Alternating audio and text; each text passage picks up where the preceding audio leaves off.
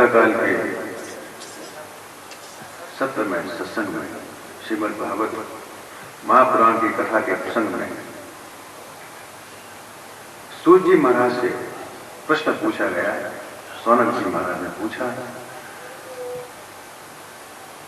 कि जीव के कल्याण के लिए सरल से सरल उपाय क्या हो सकता है, आप कृपा करके बताएं। सूत जी महाराज ने अच्छी तरह से विचार करके अनुभव करके कहा, सरल से सरल और सबके लिए उपयोगी एक ही उपाय है कि श्रीमद् भागवत महापुराण की कथा 7 दिनों तक जो भागवत कथा होती है उसका श्रद्धापूर्वक श्रवण एकमात्र उपाय है। भगवान की कथाएं सुनते सुनते हृदय में भगवान की छवि अंकित होती जाती है। जैसे ये बहुत हल्की बात होगी यहाँ कहना है, फिल्म देखते हैं, देख के आता है जो उसकी पूरी कहानी सुनाता है, सुनते सुनते जब रुचि होती तो ऐसा लगता है जैसे हम फिल्म देख ही रहे हैं। इसी प्रकार भागवत की कथाएं सुनते सुनते ऐसा लगता है जैसे सारी लीलाएं हमारे सामने ही हो रही हैं, प्रकट हो रही हैं, ऐसा आभास होने लगता है। उसमें एक रुचि होती है। और इतना ही नहीं, भागवत की कथा सुनते सुनते भावों में एक ऐसा उद्दीपन, एक ऐसा उबाल आता है कि मन संसार के सारी प्रपंच की सुख भूलकर भगवान में मन लगना शुरू हो जाता है। ये कथा का प्रभाव है। तो उसके प्रसंग में उन्होंने कुछ घटनाएं सुनाई। बोले एक बार नारद जी के मन में आया कि वृंदावन में जिस जगह यमुना के किनारे पर भगवान की इतनी बड़ी बड़ी लीलाएं हुई है, उस स्थल पर जाकर जहाँ भगवान की लीला हुई है जाके आना चाहिए। वो लीलाओं का प्रभाव अभी भी उस जगह पर होगा। यमुना नदी के किनारे नारद जी पहुंच जाते हैं। देखते हैं कि एक युवती जिसके दोनों घुटनों पर एक तरफ एक पुरुष है, दूसरी तरफ दूसरा पुरुष है, मगर वो दोनों ही वृद्ध है, बूढ़े हैं, सोए हुए अचेत हैं, और युवती के आंखों में आंसू आ रहे हैं। नारद जी को जब देखा उस युवती ने नारद जी को पुकारा, अरे महाराज, आप सबके कष्ट दूर करने वाले हैं, जरा इधर आके मेरी व्यथा आपने तो सुनिए। नारद जी ने आके देखा, उनकी आंखों में आंसू हैं। दो पुरुष एक तरफ इस तरफ, एक पुरुष इस तरफ, एक पुरुष इस तरफ लेटा हुआ है अचेत अवस्था में, और दोनों ही आयु में वृद्ध है, बूढ़े हैं। नारद जी ने पूछा, युवती तुम्हारा नाम क्या है, तुम कौन हो? उन्होंने कहा, महाराज, आपके सिवाय और मेरी दिशा को कौन जान सकता है, मेरा नाम है भक्ति। मैं तो एक युवा हूं, जवान हूं, और ये दो मेरे पुत्र जो हैं, ये ज्ञान और वैराग्य अचेत हो।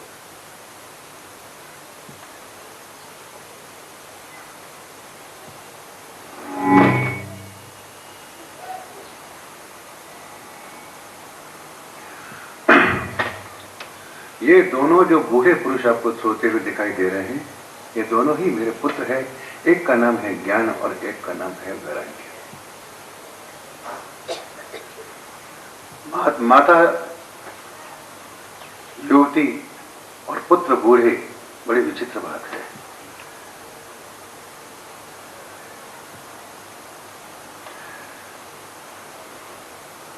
आंखों में आंसू आ रहे हैं माता के। भक्ति के दो पुत्र ज्ञान और वैराग्य बूढ़े हो गए, अचेत हो गए, चेतना नहीं है। नारद जी ने कहा, ये इनकी दशा कलयुग के प्रभाव के कारण हो गई है। कलयुग में लोग पाखंडी हो गए हैं, भगवान की भक्ति करना भूल गए हैं। ब्राह्मण लोग, विद्वान लोग अर्थ कमाने के लिए, पैसा कमाने के लिए वेद पाठ करते हैं। पाखंड छा गए हैं चारों ओर। तो भगवान की कृपा से भाव तो मिल जाते हैं हमें। भक्ति का भाव तो भगवान के प्रति हर एक जीव में कहीं न कहीं भगवान कृपा करते हैं, तो थोड़ा भावों का उदय तो होता है। मगर भाव तो हो जाते हैं, मगर संसार से मन जहां फंसा हुआ है वहां से उठता नहीं। संसार से जहां मन फंसा हुआ है वहां से निकलता नहीं है। ये एक जो पुत्र जो है, ये है वैराग्य। संसार से वैराग्य नहीं होता, भगवान के प्रति भाव होने पर भी बहुत सुंदर भाव है, मगर उन भावों को ठहरने के लिए जगह नहीं मिलती, क्योंकि वही मन जिसमें वो भगवान का दिया हुआ भाव है, वही मन संसार में भी फंसा हुआ है।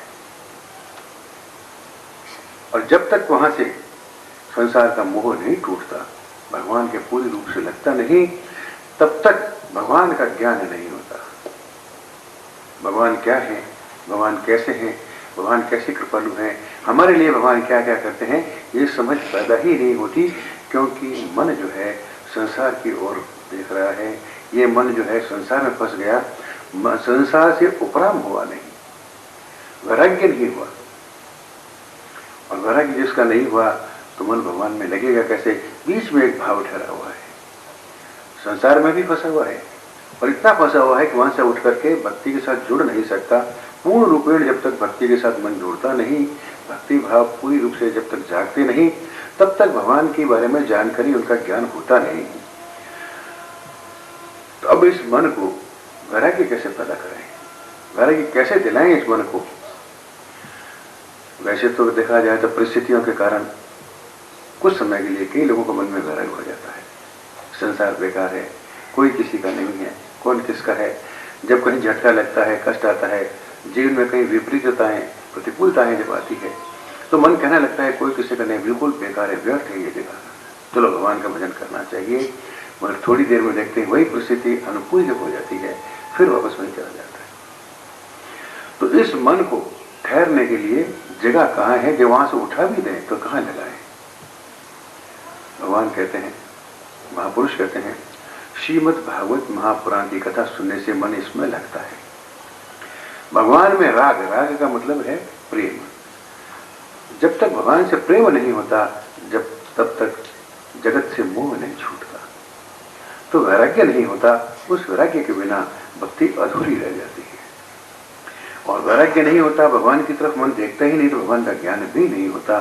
तो उस भक्ति माता के दो पुत्र जो हैं बूढ़े हो गए, पाखंड के कारण, झूठ के कारण, असत्य के कारण, ढोंग के कारण और दुराचार के कारण आचरण गलत हो गया।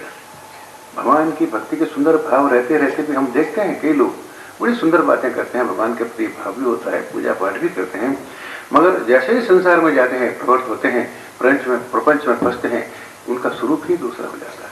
वो दूसरे दिखने लगते हैं अरे भी इतनी सुंदर बातें कर रहे थे, इतना अच्छा भाव इनके भगवान ने दिए हैं, परंतु जैसे ही संसार में व्यवहार में आएंगे, कहीं अपने स्वार्थ की बात आएगी, वहां उनका स्वरूप ही दूसरा हो जाएगा, क्योंकि मन वहां से उठा नहीं। अब मन को वहां से अगर उठा भी नहीं तो लगाए कहाँ? लगाने के लिए चाहिए सत्संग, संग। संसार के संग से मन उसमें लग गया, और भगवान का सत्संग या भगवान की चर्चा, संतों का संग हो, तो संभावना है कि वहां पर मन वहां भी लग जाएगा। ये मन तो जहां लगा वो लग जाता है, और उसके लिए उसकी पसंद की जगह होनी चाहिए, रुचि होनी चाहिए। ये रुचि हमारे जीवन में पैदा कैसे हो, इसके लिए श्रीमद् भागवत महापुराण की कथा है। सुनते सुनते अच्छी अच्छी बातें, संतों का चरित्र सुनते सुनते मन में कभी भाव जगते हैं, और जिस समय में भाव यहाँ पुष्ट होते हैं, उस समय में संसार में मन नहीं रहता। जिस समय अच्छा भाव में मन चिंतन होता है, विचार होता है, सुनते सुनते उस कथा में, उस समय में, उस मन में, उस समय में संसार नहीं रहता। और यही अगर इसकी अवधि बढ़ जाए, समय बढ़ जाए, तो ज्यादा देर तक रहने लगेगा। तो कथा श्रवण का यह उन्होंने महत्व बताया। तो ये कथा सुने कि नारद जी जब उधर से पधारे, तो उन्होंने भक्ति में बुला के कहा, महाराज मेरी आप दुख, मेरी व्यथा तो सुनिए। ये मेरे दो पुत्र ज्ञान और वैराग्य बूढ़े हो गए हैं, ये कैसी मेरी दशा कैसे होगी? और फिर वहां जहां पर यमुना नदी के किनारे भगवान की लीलाएं हुई, वहां नारद जी ने कहा, देवी ये तो सब कलयुग का प्रभाव है।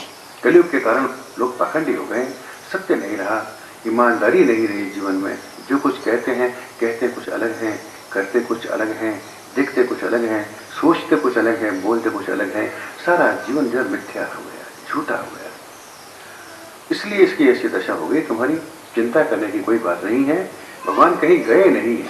महाराज जी ने एक प्रतिज्ञा कर डाली कि तुम उसकी चिंता मत करो देवी, भगवान कहीं चले थोड़ी गए हैं। अगर भगवान उसी समय हुए हों वृंदावन में और अब नहीं है, तो फिर हमें ऐसे भगवान से भी क्या मतलब है? भगवान तो नित्य है भाई, सृष्टि बनाई तब से भगवान है और सृष्टि के अंत तक कल्पांत तक भगवान रहेंगे, तभी ये सृष्टि चलती है, सृष्टि का संचालन होता है। बिना भगवान की सृष्टि रह ही कैसे सकती है। बोले तुम चिंता मत करो, भगवान कहीं चले नहीं गए हैं। घर घर में ये धार्मिक महोत्सव जैसे आयोजन, जैसे भागवत है, राम कथा है, भगवान की कथाओं का, सत्संग का आयोजन, इन धार्मिक महोत्सव के द्वारा घर घर में अगर मैं तुम्हारी स्थापना ना कर दूं तो मैं श्री हरि का दास नहीं, ये प्रतिज्ञा कर डाली। प्रतिज्ञा कर तो डाली, मगर ये करेंगे कैसे, इसका उपाय क्या, इसका दुख दूर करने का उपाय क्या है। चिंता में पड़ गए। प्रतिज्ञा तो कर डाली, भगवान कहीं गए भी नहीं है, बात भी सही है। इतने में आकाशवाणी हुई कि तुम इसके लिए कुछ उद्योग करो। अब यहां पर कर्म का प्रसंग आता है।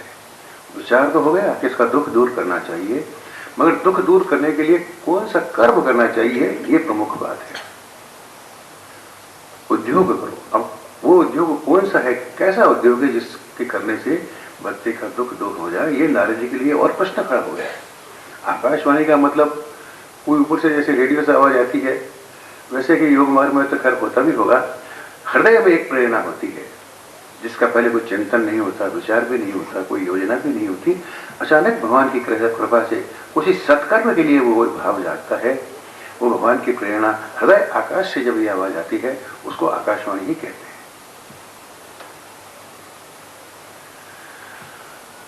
आकाशवाणी हुई कि तुम कुछ उद्योग करो, इसका दुख दूर करने के लिए कुछ सत्कर्म करो।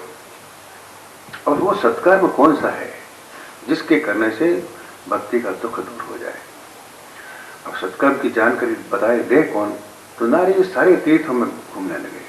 कई संत महात्माओं के पास गए कि भाई एक भक्ति का दुख दूर करने के लिए मैंने संकल्प किया था, आकाशवाणी ने मुझे कहा कि तुमको सत्कर्म करो, वो कौन सा सत्कर्म है, क्या आप कृपा करके बता सकते हैं। महात्माओं से पूछा, किसी ने इसका ठीक ठीक से उत्तर नहीं दिया। किसी ने कहा ऐसा होता है क्या, वो संकल्प तुम्हारा है, हम क्या जाने भाई। किसी ने कह दिया ऐसा होता ही नहीं है। किसी ने कह दिया तो नारद जी को भी पता नहीं, हमको क्या पता। किसी तरह से टालम टोल करके उसका बात का कोई उत्तर दे नहीं पाया। तब उन्होंने सोचा कि चलो और कुछ नहीं तो अपन तपस्या करते हैं, भगवान का तप करेंगे, तपस्या करके इसका समाधान कहीं मिलेगा तो उसको अपनी तपस्या के बल से इसका दुख दूर कर देंगे। यहां पर तपस्या और भगवान की भक्ति, ये दो प्रसंग आमने सामने हैं, कर्म और भक्ति। तपस्या एक कर्म है जिसके करने से चित्त शुद्ध होता है, मन शुद्ध होता है, इंद्रियों का निग्रह होता है, मन काबू में आता है, एक मन की ऐसी अवस्था बनती है। उस मन की अवस्था से अगर किसी काम किया जाए तो उसमें शक्ति पैदा होती है, मगर भक्ति के लिए तो उसकी कृपा के बिना नहीं होता।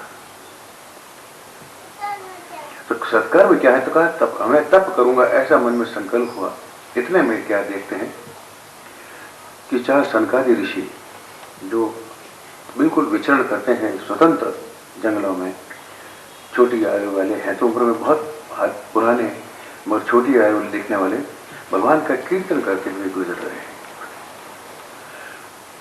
और नारद जी को उधर से बड़े उद्विग्न मन से जब गुजरते हुए देखा, उन्होंने कहा नारद जी आज आपका मुख ऐसा मलिन क्यों, आपको चिंता क्यों है, आप तो सबकी चिंताएं दूर करने के लिए आपका जन्म है, आपके मन में ये उदासी कैसे हो गई।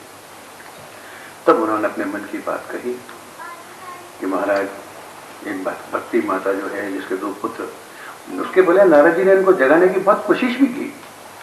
नारद जी ने ज्ञान और वैराग्य को जगाने की बहुत कोशिश की, उनको जगाने के लिए शास्त्र सुनाए, वेद सुनाए, सब कुछ सुनाया। बस सुनने से क्या, थोड़ी सी उसकी आंखें तो खुली उनकी, मगर फिर मूर्छित हो गए। अर्थात ज्ञान की बातें सुनने से, सत्संग की बातें सुनने से केवल थोड़ी मन में चेतना थोड़ी समय के लिए तो आती है, पर थोड़ी देर में देखते हैं फिर मन की वही अवस्था हो जाती है। वो अवस्था स्थायी नहीं रहती। थोड़े से जागे फिर मूर्छित हो गए। तो जब तक भाव में पुष्टि होकर के भगवान से मन पूरा लगता नहीं, तब तो वो जागृत अवस्था हमें प्राप्त होती नहीं, मन जागता नहीं। और मन को जागा हुआ जब समझना चाहिए जब संसार के प्रति मन की आसक्ति कमजोर पड़े, विषयों के प्रति विराग हो, स्वार्थ के प्रमोह टूटे, इस शरीर को नश्वर मान के समझे कि आने जाने वाली जगह है और ये भी आने जाने वाला है, हम आए ही जाने के लिए हैं और कोई दूसरा ठिकाना है नहीं इस अनश्वर देह में। और यही एक योनि, यही देह ऐसी है कि ये अस्थायी होते हुए भी, अनित्य होते हुए भी नित्य भगवान का दर्शन इसी अनित्य देह में होना ही संभव है और दूसरा ऐसा कोई योनि नहीं। शंकर ऋषि ने कहा, महाराज पूछा, कहा प्रश्न उद्विग्न, कहा मुझे एक सत्कर्म करने की आकाशवाणी एक आदेश मिला है, मगर वो कौन सा सत्कर्म है जिसके करने से भक्ति का दुख दूर हो सकता है, ये मैं नहीं जानता। आप कृपा करके मेरी समस्या का समाधान कीजिए। देखिए, बात यह है कि हर धरातल पर महापुरुषों को भी जब जीवन में किसी समस्या जब खड़ी होती तो उनके समाधान के लिए एक सत्संग ही भगवान उनको प्रदान करते हैं। ये ईश्वर की व्यवस्था है। मगर वो समाधान जीवों के दुख दूर करने के लिए, अपने जीवन का कल्याण करने के लिए, भगवान की ओर जाने के लिए जिसकी समस्या खड़ी होती है, अपने जीवन में प्रश्न खड़ा होता है, उसके समाधान के लिए भगवान की एक ऐसी व्यवस्था है, उस समाधान के लिए कोई न कोई महापुरुष स्वतः ही अपना आप ही वहां पहुंच जाता है, एक संयोग बन जाता है, उनके साथ एक योग बन जाता है, उसकी बात हो जाती है, उनके साथ समाधान हो जाता है, एक बातचीत सत्संग होने लगता है। नारद जी जैसे महापुरुष जो जीवन में जीवों का कल्याण करने के लिए ही जिनका अवतरण है, उनके जीवन में ये समस्या खड़ी हो गई कि भक्ति का दूर करने के लिए कौन सा सत्कर्म उन्हें करना चाहिए, तो उसके लिए भी भगवान ने व्यवस्था करी। अब नारद जी उस समस्या का समाधान कौन बताएगा? जो उस धरातल के कोई होंगे महापुरुष, जो उस बात की, इस ग्रंथि को, उसके भेद को जो जानते हैं, वही बता सकते हैं। कीर्तन कर रहे थे वो श्री हरि शरणम, एक कीर्तन, सुंदर कीर्तन करते हुए जंगल में विचरण कर रहे थे। श्री हरि शरणम, श्री हरि शरणम, उसी कीर्तन का थोड़ा सा सारा हम भी लेकर के कीर्तन, हरि शरणम, प्रभु मैं आपकी शरण में हूं। ये शरणागति का भाव हुए बिना अहंकार गलता नहीं है, अभिमान टूटता नहीं है, चित्त निर्मल और विनम्र होता नहीं है। बड़े बड़े महापुरुष भी शरणागति का भाव लेकर भगवान का कीर्तन करते हैं, आज तक करता है।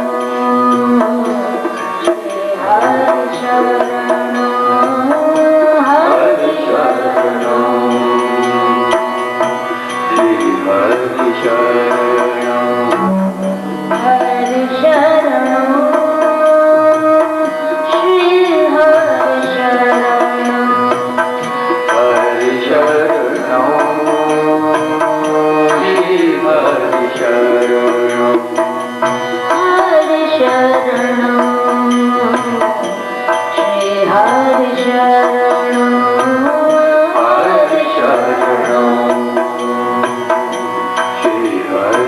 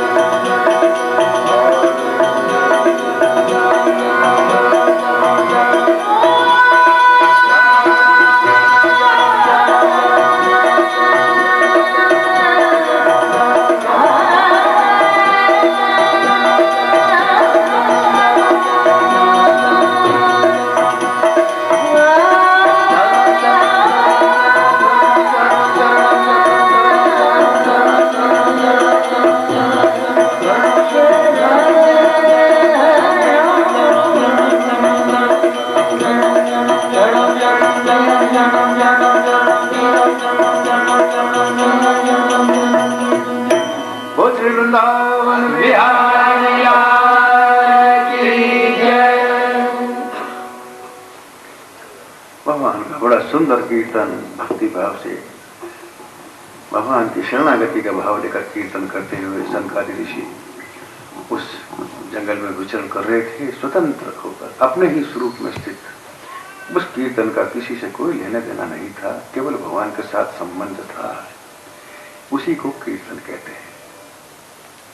भगवान की कीर्ति का गान ही कीर्तन है।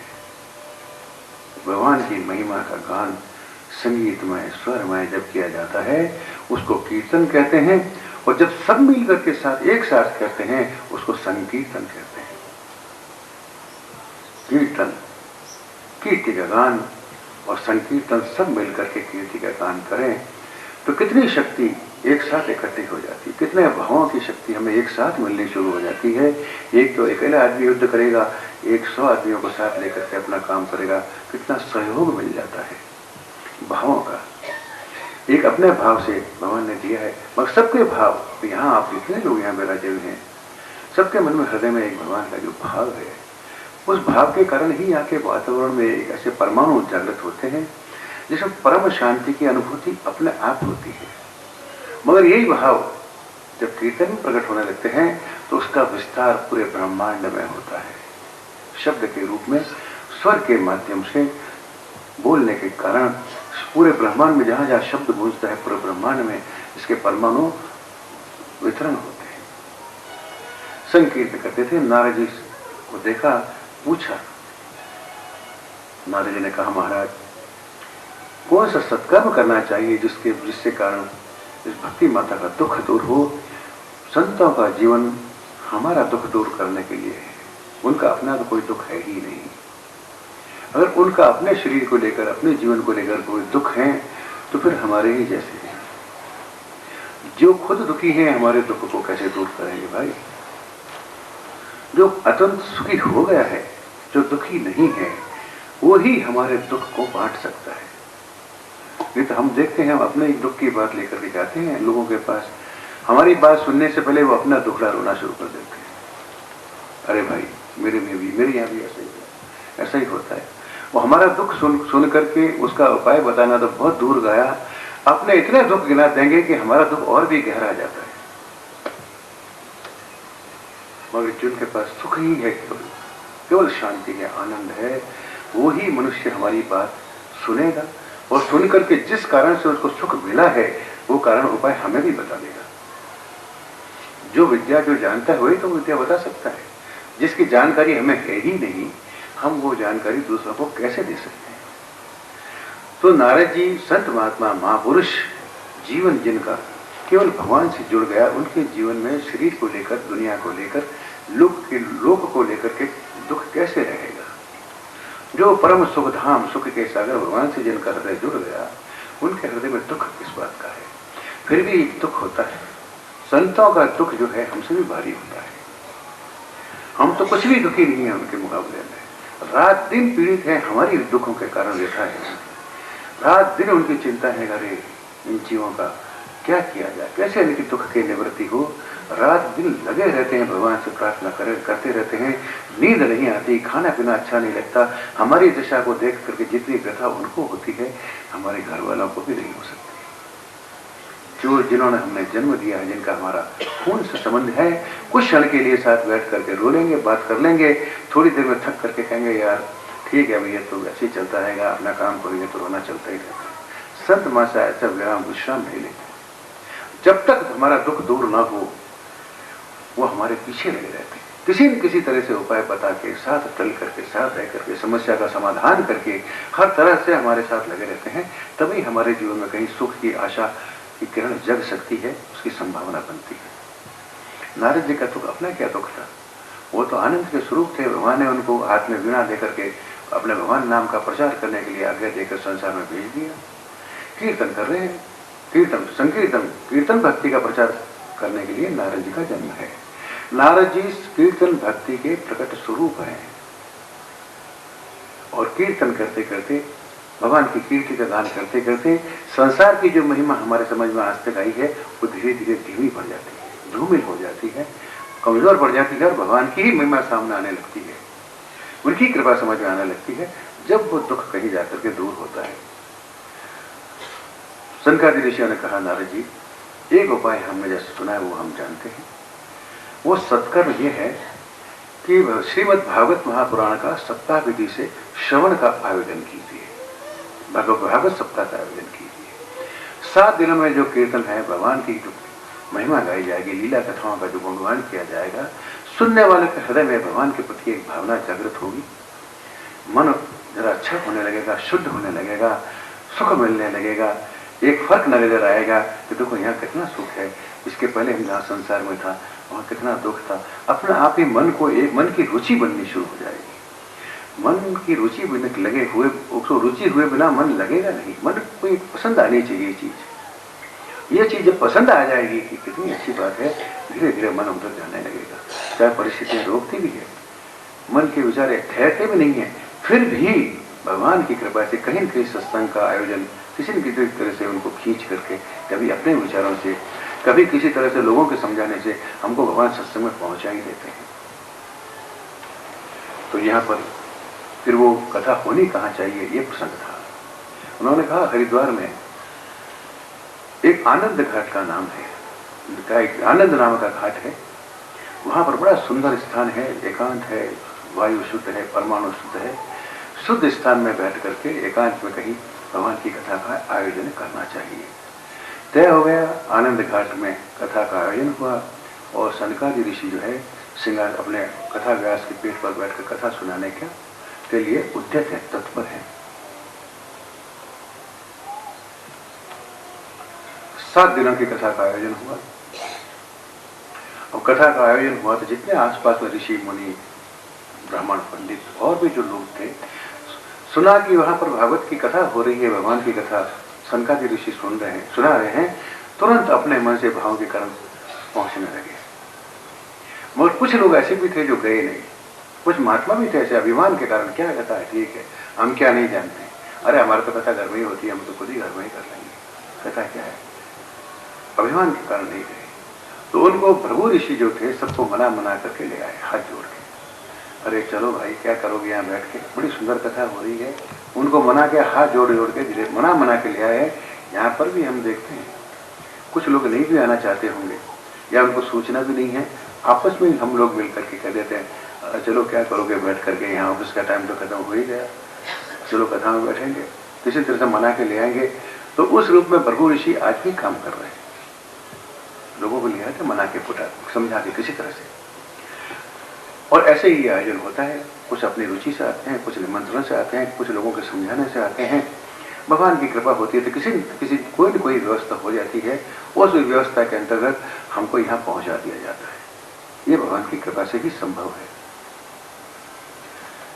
और जब कथा प्रारंभ होने लगी, महात्मा भगवान की कथा का महिमा सुना रहे हैं सनकादि ऋषि, इतनी महिमा गहरी कि इस कथा के श्रवण मात्र से दुराचारी आदमी, और कितना दुराचरण, महा दुष्ट दुराचारी पापी आदमी का एक क्षण भर में उद्धार हो सकता है। भगवान ने इस बात का स्पष्टीकरण गीता में कहा कि इस क्षण के पहले जो आदमी जीवन का बहुत दुराचारी रहा हो, पापी रहा हो, जिनको लोग कहते हैं ये महाराक्षस की तरह है, मगर जिस क्षण में अनन्य भाव से भगवान का भजन करना शुरू कर देता है, उसी समय भगवान कहते हैं मैं उसको साधु मान लेता हूं।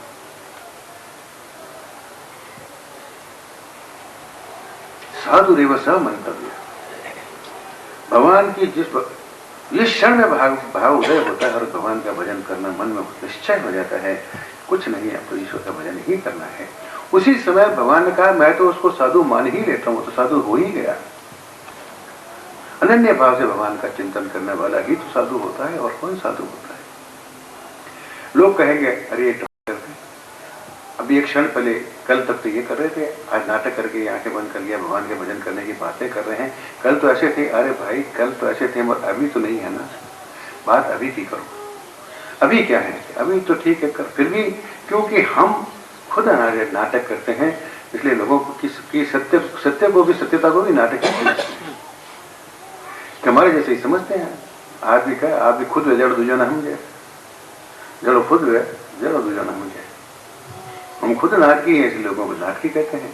अगर हमारे मन में वास्तव में सत्यता हो तो हम जान सकते हैं, हमको समझ में आ सकता है कि जो इसके भाव है, जो कह रहा है, इसमें कुछ सत्यता अवश्य है, कुछ है, बात है, कुछ भगवान की कृपा हुई तभी तो ये बात कर रहा है। मगर ये उन्हीं के समझ में आएगा जो इस रास्ते पर चल पड़े हैं, बाकी हर एक के समझ में आने वाली बात नहीं है। खैर, जब महिमा बखान किया जा रही थी, भयंकर से भयंकर पापी दुराचारी और उस दुराचरण के पापों के नाम तक गिना दिए गए, ऐसे ऐसे पाप भयंकर, भागवत में बहुत नाम गिनाए गए, इतने भयंकर पापी भी अगर श्रीमद् भागवत की कथा, भगवान की लीला कथाओं को भाव से सुन ले और हृदय में जिस समय भाव जागृत हो जाए, उसी समय तत्क्षण वो साधु हो जाता है, जीवन मुक्त अवस्था प्राप्त कर सकता है। एक क्षण में जन्म जन्मांतर के बंधन टूट करके आदमी सत्पुरुष हो जाता है, महापुरुष हो जाता है। भागवत, श्रीमद् भागवत महापुराण और संत महात्माओं का जीवन इसका प्रमाण है। वाल्मीकि ऋषि का प्रमाण देख लीजिए, क्या था, डाकू था, मगर एक ही सत्संग का प्रभाव हुआ, संत मिले उनको। संत ने कहा, तुम ये पशु क्यों हिंसा क्यों करते हो भाई? हिंसा इसलिए करते हैं कि हमारे परिवार है, पालन पोषण करना है, हमारा हिंसा करके मार करके ही हम हमारे जीवन चलाते हैं परिवार वालों का। स्त्री हैं, बच्चे हैं। उन्होंने पूछा कि तुम जिनके लिए पाप करते हो, इस पाप को भोगने के लिए वो भी तैयार है क्या? तुमने पूछा क्या उनसे? कभी पूछ तो लो भाई, जिनके लिए कुछ करते हो, तुम्हारे पापों का भार लेने में तो वो भी कभी तुम्हारा साथ देंगे क्या? तो उसके वो भगवान की लीला थी, कृपा होनी थी। इसके बाद समझ में आके जाकर अपने स्त्री से बच्चों से पूछा, भाई मैं इतने पाप कर रहा हूं तुम लोगों के लिए, क्या मेरे पापों में तुम भी हिस्सा बटाओगे क्या, भोगों में? सबने कह दिया, जो करेगा सो भरेगा भाई, तुम करोगे तो तुम भरोगे, हम क्यों बटाएंगे। ओ तुरंत उसी समय वैराग्य उत्पन्न हो गया, उसी समय वैराग्य उत्पन्न हो गया। कुछ नहीं, जिसके लिए करते वो खुद ही कह रहे हैं, हम क्यों भोगेंगे, तो फिर इनके लिए अब क्या करना है। अब जो है आए कि महाराज पूछ लिया, कोई इसमें साथ देने वाला नहीं है, अब तो मुझे आप मार्गदर्शन कीजिए। बोले कुछ नहीं, राम राम करो। अनपढ़ डाकू हिंसा जिसका जीवन रहा है, राम बोलना नहीं आया, राम राम की जगह मरा मरा करता ही जो है संत हो गया उसी क्षण में। एक कथा है, ये कथा में एक मनुष्य आते थे, रोज कथा समाप्त होने के पहले बीच में से उठ के चले जाते थे। एक दिन महात्मा ने पूछा, कथावाच महात्मा ही थे, अरे भाई तुम रोज आते भी हो और बीच में से चले भी जाते हो, ऐसी क्या बात है, कथा सुनते भी नहीं पूरी? बोले महाराज आपको क्या पता, आप तो ग्रस्त तो हो नहीं, हम गृहस्थी आदमी हैं। हमारी पत्नी जो है हमसे इतना प्रेम करती है कि हमारे बिना वो खाना तक नहीं खाती, और कथा के समय पूरा होने तक उनके खाने का समय हो जाता है। तो अगर मैं घर नहीं जाऊंगा तो वो भूखी रह जाएगी, खाना नहीं खाएगी, इसलिए मुझे जाना पड़ता है। बोले अच्छा, और माता पिता, जब तक मैं खाना नहीं खाता, पत्नी खाना नहीं खाती, मेरा मुख दिखे बिना हमारे माता पिता भी चैन से जीते नहीं, उनको शांति नहीं मिलती। उनके लिए आखिर हम ग्रस्त हैं, अपना कर्म है, अपनी ड्यूटी है, कर्तव्य करना पड़ता है, इसलिए उनके लिए जाना पड़ता है। आप तो घर छोड़ छाड़ के चले आए, आपके बाबा जी बन गए हमारे, आपके क्या है? तो उन्होंने कहा अच्छा, तुम उनके लिए जाते हो, तुम्हारे इतने प्रिय हैं क्या, तुमको इतना प्यार करते? अरे बोले प्राण क्या, प्यार क्या, हमारे लिए प्राण तक त्यागने को तैयार है हमारी पत्नी, और माता पिता हमारे विरह में इतने व्याकुल हो जाते हैं, हम थोड़ी देर से जाते हैं तो कि उनको चैन नहीं पड़ता। बोले अगर इसकी परीक्षा कर ली जाए तो कैसा है? बोले हाँ महाराज, परीक्षा कर लो, परख लो, इसमें क्या बात है। तो उन्होंने कहा देखो, मैं तुम्हें एक दवाई पिलाता हूं, उसको पीते ही तुम मूर्छित हो जाओगे, मूर्छित तो हो जाओगे और चेतना रहेगी तुम्हारी। उस समय वो किसी न किसी औषधि वाले को, वैद्य जी को, डॉक्टर को ढूंढने जाएंगे, मैं पहुंच जाऊंगा वहां और मैं उनको एक दवाई बता दूंगा और तुम सब सुनना जो बातें होती हैं हमारी। अच्छा ठीक है, दवाई पिला दी, वो तो मूर्छित होना ही था, हो ही गया। थोड़ी देर में वो महात्मा वहां पहुंच जाते हैं, देखते सब उनके चरणों में गिर पड़ते हैं, महाराज ये हमारे बच्चे को क्या हो गया पता नहीं, अब ये मूर्छित हो गया, अभी तो अच्छी बातें कर रहा था। उन्होंने ध्यान लगा करके कहा देखो ऐसा है, इसके ऊपर कोई बहुत बड़ा भारी तंत्र का प्रयोग, कोई जादू टोना हो गया है, इसलिए ऐसा हो गया। और बोले महाराज अब इस जादू टोने का आप तो कुछ टोटका वगैरह करो, कुछ उपाय बताओ जिसके ठीक हो जाए। बोले हाँ बता सकता हूँ, इसमें एक मैं पानी मंत्र के दूंगा, तुम पी लेना, ये ठीक हो जाएगा। तो सब तैयार हो गया, हाँ महाराज जल्दी करो, आप ये पानी मंत्र के हमको दे दो। बोले बस पानी तो मंत्र हम दे देंगे मंत्र के, मगर जो पिएगा वो मर जाएगा और ये जी जाएगा। अब सब मुंह ताकने लगे। तो जो पत्नी पहले कहा, माता पिता को कहा कि आप तो बूढ़े हो गए, अब जवान ये लड़का है, ये चला गया तो आपकी ये बहू जो है विधवा हो जाएगी, आप में से कोई एक आदमी पी लो।